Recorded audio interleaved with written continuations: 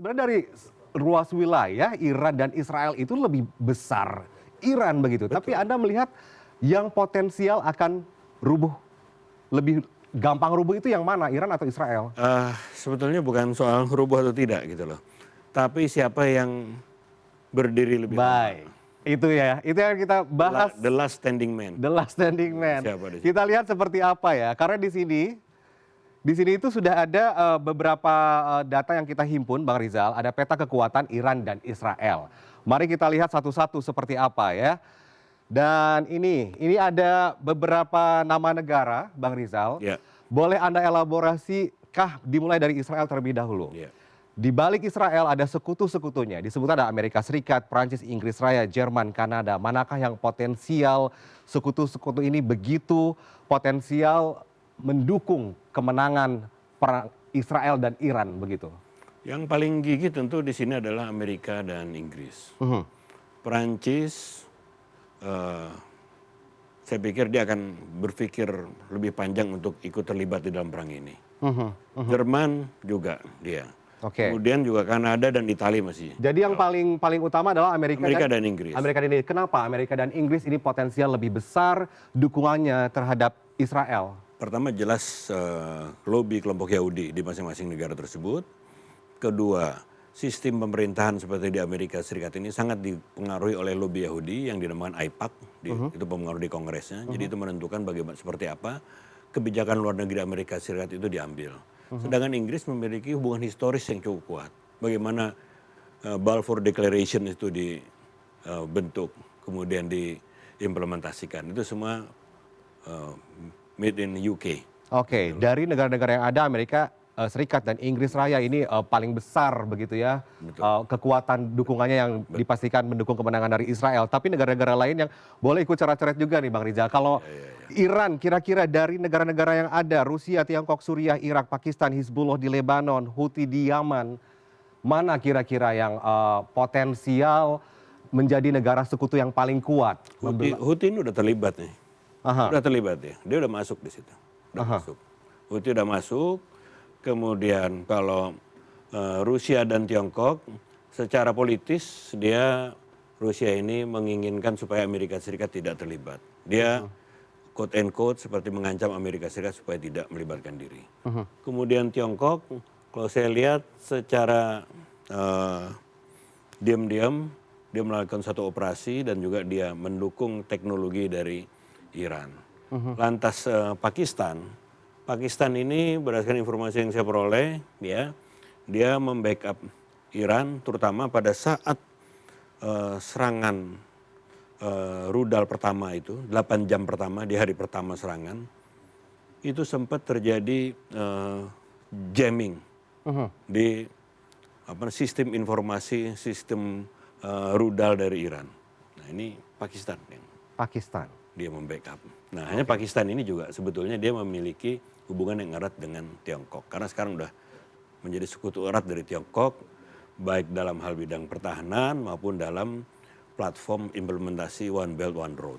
Jadi ini akan kelihatan ya, negara-negara sekutu yang kekuatannya dirasakan akan kuat ada di belakang Iran adalah Rusia, Tiongkok, Pakistan, dan juga Houthi di Yaman begitu ya. Hizbullah juga sebetulnya sudah. Teman yang sudah firm dan ikut melakukan serangan Houthi di Yaman. Tapi kalau dari negara-negara di belakang Israel, Prancis, Kanada, Italia, Jerman itu memang tidak begitu terlihat akan menguatkan sistem pertahanan Israel atau seperti apa dibandingkan Amerika Serikat dan Inggris Raya? Kalau Amerika Serikat dan Inggris jelas mensupport teknologi, mensupport alutsista seperti F-35 yang berhasil dirontokkan itu oleh Iran, itu juga kan supply dari Amerika Serikat. Kemudian juga beberapa sistem pertahanan juga Amerika Serikat, Inggris juga begitu, dan bahkan juga beberapa kapal perang atau kapal induk juga sudah mulai dikerahkan ke wilayah Mediteran. Nah, Perancis saya lihat mencoba untuk melakukan langkah diplomasi, langkah diplomasi agar terjadi ceasefire atau gencatan senjata, dan juga mencoba untuk memberikan resolusi terhadap two state countries itu di Palestina. Memberikan opsi seperti itu. Sebelumnya kita mendengar informasi kalau Amerika Serikat juga sempat menyebut bahwa belum mau memposisikan diri mendukung negara mana, tapi kita kelihatannya memang dia lebih ke Israel ya, begitu ya? Ya tentunya, tentunya. Oke. Amerika Serikat lebih ke Israel. Oke, di antara negara-negara ini yang kita ingin tanyakan adalah Bang Rizal, bagaimana dengan status negara-negara Arab Teluk? Karena kalau selama puluhan tahun Israel dengan negara-negara Arab ini kan membuat satu keputusan mutlak ya bahwa bahwa negara-negara Arab ini tidak akan mendukung Israel sebelum permasalahannya konflik dengan Palestina berakhir begitu. Anda melihatnya negara-negara Arab ini perannya akan di sebelah mana begitu? Yang jelas, kalau untuk dalam persoalan di Palestina, di Gaza, ya, negara seperti Mesir, seperti Jordan, itu terlihat dia seperti ya Jordan, ya, kemudian Mesir, mana Mesir? Mesir ya dia ikut untuk bagaimana membendung dukungan-dukungan ke wilayah Gaza. Baru-baru aja ini sekarang kan sempat ramai perbatasan ditutup. Demikian juga pada awal-awal serangan Israel ke Iran, Jordan sempat terlibat untuk membantu mencegat rudal dari Iran menuju ke Israel. Sekarang kelihatannya ini relatif agak menahan diri untuk melibatkan diri di situ. Iya, iya, iya. Kita lihat juga dari petanya juga begini ya, ada Irak di sini, kemudian juga ada Lebanon tadi yang mendukung Iran juga begitu ya. Betul. Kita ingin tanya dari masing-masing kekuatan jaringan sekutu yang ada antara Israel dengan Iran, Bang Rizal. Iya. Ini kira-kira Anda melihat potensi untuk perang ini bakal lama atau akan lebih cepat menurun itu dari mana faktornya? Apa yang bisa kita elaborasi? Pertama, soal bagaimana kedua belah pihak yang sedang berperang ini akankah menggunakan senjata pemusnah massal atau tidak? Senjata. Pemusnah massal. Oke. Kalau Israel menggunakan pemusnah massal, tentu ya Israel bisa lebih, dan Iran. bukan bisa lebih cepat ya, bisa lebih terjadi yang namanya spill over dari konflik. Jadi kita Oke. bukan lihat dari cepat atau lambatnya, ini akan menjadi spill over atau tidak. Ya, gitu loh. tergantung dari kekuatan kedua belah pihak. Tadi soal senjata, ngomong-ngomong soal senjata, kita akan melihat selanjutnya adalah perbandingan kekuatan udara Iran versus Israel. Dilihat dari kekuatan udara, begitu ya. Ini ada kekuatan udara Iran, kita lihat di sini. Ini ada, saya sempat meriset dan merangkum dari beberapa sumber ya, Bang Rizal ya. Kalau Iran ini punya beberapa senjata kekuatan udara yang begitu besar. Salah satunya adalah Fatah. Fatah satu ini rudal balistik menengah hipersonik Iran yang dikembangkan oleh Korps Garuda Revolusi Islam ya. Diluncurkan di 2023 dan mempunyai manuver dengan kecepatan yang tinggi untuk menghindari sistem pertahanan rudal dari lawan begitu. Anda melihat dari senjata-senjata yang ada ini cukupkah akan memperkuat pertahanan Iran? Dari semua senjata ini hampir saya yakin semua penduduk di dunia ini tidak memperkirakan gitu loh bahwa Iran ini memiliki persenjataan yang demikian canggih ya. Betul. Bisa menembus Iron Dome dan kemudian juga bisa memiliki daya ledak yang cukup besar. Iya, iya, iya. Kalau umumnya sistem rudal itu ada 3 hal. Ya. Pertama kecepatan, speed, kemudian tingkat presisi, kemudian circular error precision. Jadi sejauh mana errornya dari lingkar errornya sejauh mana. Nah ini rudal ini cuman ya udah sangat canggih sekali. Paling untuk Fatah ini tingkat errornya hanya 5-10 km aja paling jauh. Iya, iya. Kalau bicara dan ditambah lagi dia memiliki teknologi stealth. Oke. Kalau sebelumnya 3 hal itu aja. Presisi, kecepatan, dan kemudian jangkauan. Tapi sekarang udah ditambah dengan teknologi stealth. Iya, iya, iya, iya, iya. Ini baru-baru ini yang dibicarakan adalah Segil. Istimewanya apa Bang Rizal kalau lihat dari senjata ini? Ya Segil ini jangkauannya cukup jauh. Dan juga kecepatannya sangat sangat cepat sekali.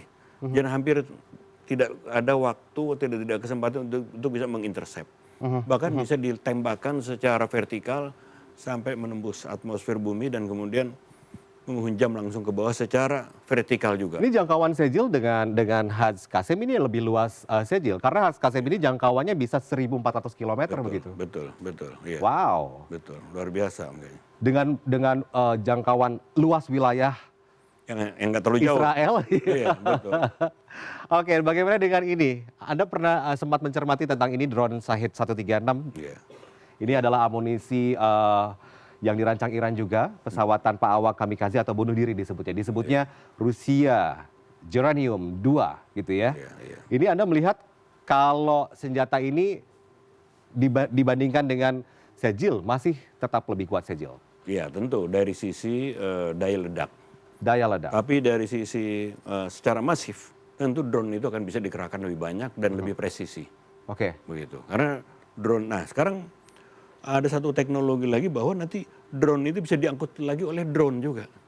Jadi drone yang relatif tidak begitu besar, diangkut oleh drone yang lebih besar sebagai pesawat pengangkut, jadi seperti kapal induknya, dan nanti dilepaskan dalam jarak yang dekat. Oke. Jadi semakin sulit untuk diantisipasi. Teknologi alutsista siapa, Iran atau Israel yang akan lebih potensial untuk melakukan itu? Kita lihat yang berikutnya adalah kekuatan udara dari Israel. Oke, yang mana yang mau Anda jelaskan terlebih dahulu? Jericho, drone Hermes atau F-35? RP mahal ini.